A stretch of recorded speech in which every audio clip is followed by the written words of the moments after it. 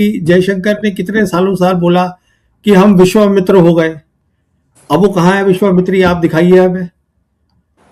वही आपको कौन है जो आपको वो पाकिस्तान के साथ कहते हैं हम वहां पे जाके करेंगे वेन्यू।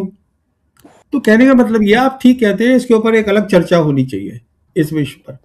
तो पाकिस्तान को आज जो तीनों मुल्क है बड़े बड़े देश में मुल्क में sorry in the world, three great pass, China, Russia और अमेरिका, तीनों का रिश्ता जो है अमेरिका ये पाकिस्तान के साथ बहुत अच्छा है। हमारा है ही नहीं। चीन के साथ हमारा नॉर्मल रिलेशन नहीं है और रशिया के साथ हमारा ऐसे ही है डिंग डोंग टाइप का। और हम अमेरिका के बीच में बैठे हुए हैं और अमेरिका हमें, जैसे मैंने आपको कहा था, अमेरिका किसी को बराबरी समझता ही नहीं है। तो ये वैसल स्टेट ही तो हुए। तो ये दलाली जो है इसमें तो आप अलग प्रोग्राम करिएगा, मैं भी सोच रहा हूँ करने का एक अलग ही वीडियो इसके ऊपर। तो कहने का मतलब ये है, ये फ्रस्ट्रेशन है और कुछ नहीं है। और जो ऑल पार्टी के वहां लोग थे, अब उनको नहीं मालूम है कि सवाल क्या पूछने हैं, तो वो नहीं पूछ पाए। अब वो दलाली का क्या मतलब है? दलाली, व्हाट डज दलाली mean in diplomatic language? It basically means mediation. Mediation का मतलब होता है there is trust, all the parties have trust in you, that is why they have come there. सीधी सी बात है। तो ये दलाली, इतनी क्रैश लैंग्वेज इस्तेमाल करना, फिर आप कह रहे हैं कि मैं इतने साल डिप्लोमेट था, तो मतलब आपकी फ्रस्ट्रेशन है, ठीक है ना, आप पर क्यों निकाल रहे हैं यहाँ पर? कोई मतलब नहीं है इसमें, तो टिप्पणी करने लायक भी नहीं है ये किया था। तो आप मिसाइल छोड़िए और फिर ये कहिए हमने सीज फायर करा, हम तो लड़ना नहीं चाहते। अरे भाई वो तो लड़ाई करने को तैयार है। कहने का मतलब ये है, हमने बार बार, मतलब सरकार ने, हमारी सरकार ने जब से आई है, बार बार ये दिखाया है कि हम में लड़ाई करने की ताकत है ही नहीं। और जब हम कहते हैं डिटरेंस, कि मतलब दूसरी जो मुल्क है वो आपसे 10 बार सोचे लड़ाई करने से पहले, उसको डिटरेंस बोलते हैं। उसमें दो चीजें होती हैं, एक तो वो आपकी शक्ति देखता है लड़ाई करने की, मिलिट्री शक्ति क्या है, सैनिक शक्ति क्या है, और दूसरी ये देखता है कि आप में लड़ाई करने की जज्बा भी है कि नहीं है। तो हमने बार बार दिखाया है कि हमें जज्बा ही नहीं है, हम लड़ते ही नहीं है, तो वो तो लड़ाई थी ही नहीं।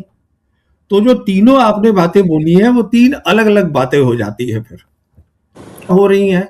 यही तो है, this is the error of war. वो पुतिन भी हंस रहे होंगे, पर ये हमने सोच बना ली है सरकार के अंदर कि this is not the error of war. यही कारण है कि ऑपरेशन सिंदूर में हमने दागे मिसाइल और फिर कह दिया हमें सीज फायर चाहिए, क्योंकि this is not the error of war. तो ये एक नैरेटिव होता है जिसमें एक बहुत बड़ा योगदान मीडिया करता है। अब प्रॉब्लम क्या है, जो हमारी मेनलैंड मीडिया के जो एंकर और एडिटर जो भी बने पड़े हैं, वो निहायत बेवकूफ़ है। उनको अपना सब्जेक्ट नहीं आता है, और पंपुअस है, एरोगेंट है, और आइडियोलॉजिकली भी इंक्लाइंड है, बहुत सारे जुड़े मिले हुए हैं। तो ये दिक्कत है, और क्या है, क्या कह सकते हैं। वो एक्सपर्ट्स है, वो बोलते थे डिक्लाइन हो रहा है, एक नया वर्ल्ड ऑर्डर बन रहा है, वक्त लगेगा, पर इतिहास इस तरीके से चलता नहीं है।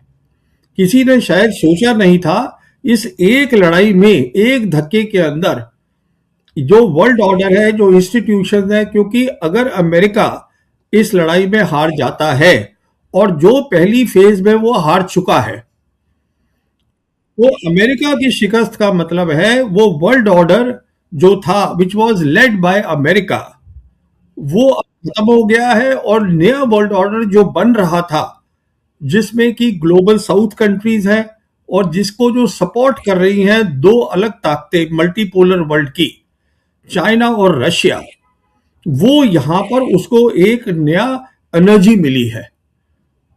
तो ये एक आम ताम अग्रेशन या आम ताम लड़ाई, आप इसको कुछ भी बोल लीजिए, वेस्टर्न मीडिया इसको कुछ बोले, पर जो इसकी गहराई है वो ये है। तो आप इसे कह रहे नहीं, मैं अभी चूंकि प्रवीण जी ने भारत की बात इस चर्चा में लेके आए, तो मुझे अगर अचानक से मुझे ख्याल आ रहा है इस बात का कि दो युद्ध, यूक्रेन और रसा, और अभी जो वर्तमान में चल रहा है वो, और इससे कुछ ही दिन पहले हमने अपने और अपने पड़ोसी मुल्क के साथ एक छोटा युद्ध हमने किया है या हुआ था। तो क्या प्रवीण जी, हम लोग इस मामले में थोड़े भाग्यशाली रहे क्या कि जो हमारे युद्ध बहुत जल्दी खत्म हो गए, एक, और दूसरा कि अमेरिका भले चीख चीख कर कहता रहा कि हमने इसकी मध्यस्थता कराई है या जिस भी कारण से भी सही हो, मगर हमारा बहुत छोटे ड्यूरेशन का ये युद्ध रहा और जल्दी ही खत्म हो गया, क्योंकि जिस तरह की आर्थिक परेशानी और तमाम जान माल का नुकसान हम देख रहे हैं, हम उससे किसी न किसी कारण से बच गए क्या? देखिए, आपने 3 युद्ध की बात करी है, पहले उनको समझ लेते हैं ये क्या है। जहां तक यूक्रेन का ताल्लुक है, वहां पर लड़ाई हो रही है। लड़ाई हो रही है बिटवीन रशिया और नेटो। उसमें अमेरिका भी इन्वॉल्व है, पर एज अ प्रॉक्सी इन्वॉल्व है, डायरेक्ट इन्वॉल्व नहीं है, जैसे कि वेस्ट एशिया की लड़ाई में इन्वॉल्व है। जहां तक गाजा का सवाल है, वहां कोई लड़ाई नहीं हो रही है, वहां जेनोसाइड हो रहा है। वो एक अलग चीज हो जाती है। लड़ाई होती है जब दूसरी साइड भी आपके साथ आके लड़ रही है। वो जो कर रहे हैं, एथनिक क्लींजिंग कर रहे हैं, जेनोसाइड कर रहे हैं, और यही उनकी खासियत है इजराइल की। अब जहां तक हमारा 4 दिन का युद्ध हुआ था, तो हमने कोई युद्ध नहीं किया, क्योंकि आधे घंटे के अंदर अंदर हमने अपनी पहले मिसाइल छोड़ी, और उसके बाद हमारे रक्षा मंत्री ने पार्लियामेंट में भी बयान दिया है कि हमने सीज फायर के लिए अब से उनसे कह दिया था। तो आप मिसाइल छोड़िए और फिर ये कहिए हमने सीज फायर करा, हम तो लड़ना नहीं चाहते। अरे भाई, वो तो लड़ाई करने को तैयार है। कहने का मतलब ये है, हमने बार बार, मतलब हमारी सरकार ने जब से आई है, बार बार ये दिखाया है कि हम में लड़ाई करने की ताकत है ही नहीं। और जब हम कहते हैं डिटरेंस, कि मतलब दूसरी जो मुल्क है वो आपसे 10 बार सोचे लड़ाई करने से पहले, उसको डिटरेंस बोलते हैं। उसमें 2 चीजें होती हैं।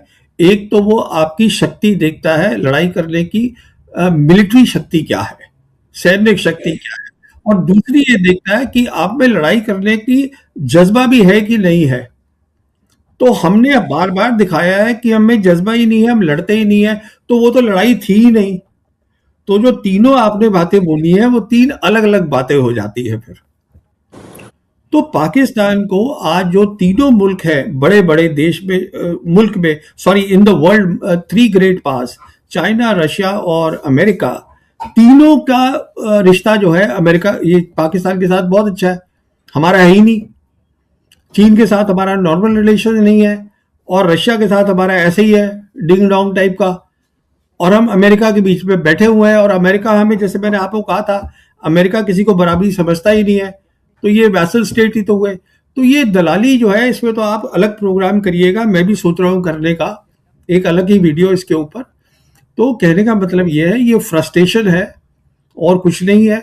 और जो ऑल पार्टी के वहां लोग थे, अब उनको नहीं मालूम है कि सवाल क्या पूछने हैं, तो वो नहीं पूछ पाए। अब वो दलाली का क्या मतलब है? दलाली, व्हाट डज दलाली mean in diplomatic language? It basically means mediation. Mediation का मतलब होता है there is trust, all the parties have trust in you, that is why they have come there. सीधी सी बात है। तो ये दलाली, इतनी क्रैश लैंग्वेज इस्तेमाल करना, फिर आप कह रहे हैं कि मैं इतने साल डिप्लोमेट था, तो मतलब आपकी फ्रस्ट्रेशन है, ठीक है ना, आप क्यों निकाल रहे हैं यहाँ पर? कोई मतलब नहीं है इसमें, तो टिप्पणी करने लायक भी नहीं है ये। लाई पड़ रहा है। वो देख लीजिए ना, सब दुनिया देख रही है। आप देखिए, अब मेरी बात सुनिए। हमारे प्रधानमंत्री गए थे 2023 में रशिया, और वहां पे ये बता के आए पुतिन को, प्रेसिडेंट पुतिन को, कि this is not a era of war. अरे भाई, this is the era of war. वो इसलिए क्योंकि एक वर्ल्ड ऑर्डर खत्म हो रहा है, दूसरे का जन्म हो रहा है। तो जो पहले के रूल्स थे वो अब कोई मान नहीं रहा है। सो हर इंसान की जो अपनी अपनी प्रॉब्लम्स है, वो उसको बयान कर रहा है, लड़ाइयां हो रही हैं।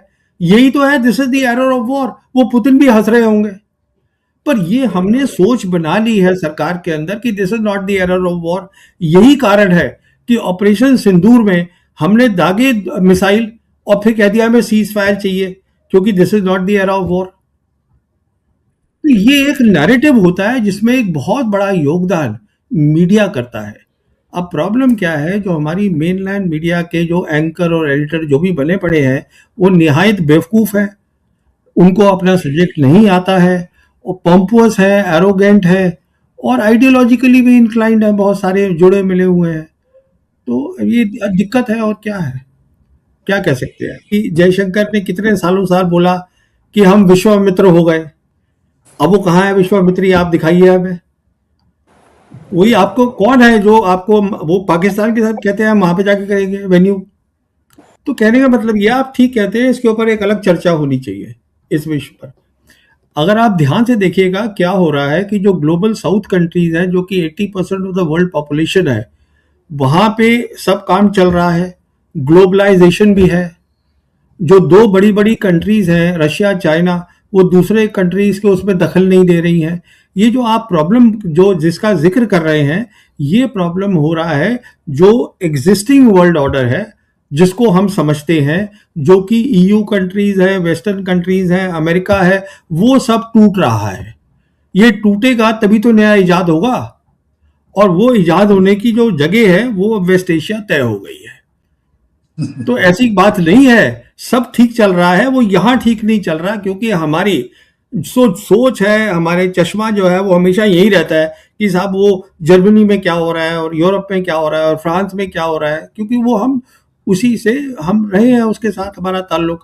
हम ये नहीं देख रहे कि ब्राजील में क्या हो रहा है, वहां तो कोई लड़ाई नहीं हो रही, ठीक ठाक बैठे हैं, काम चल रहा है। वहां पे अफ्रीकन कॉन्टिनेंट में क्या हो रहा है, वहां तरक्की हो रही है बहुत सारी। आज की डेट में जो 20 फास्टेस्ट ग्रोइंग इकोनॉमीज हैं उसमें 6 अफ्रीका की हैं।